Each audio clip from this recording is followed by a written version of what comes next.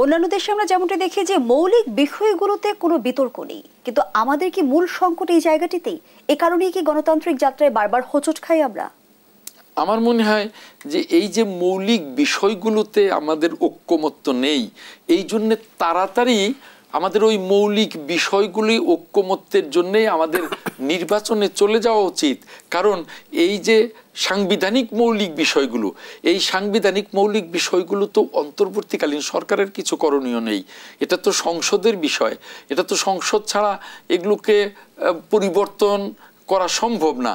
এই জন্যেই এখন এই মৌলিক বিষয়গুলো চার্টারে রেখে আমাদের দ্রুত আগামী ডিসেম্বরের মধ্যেই নির্বাচনে যাওয়া উচিত, যাতে করে সংসদের অধিবেশনগুলোতে দ্রুত এই মৌলিক বিষয়গুলোতে আলাপ আলোচনা তর্ক বিতর্ক করে এগুলোকে সংসদীয় স্থায়ী কমিটিতে নিয়ে সার্বিক সমাধান দেখছেন।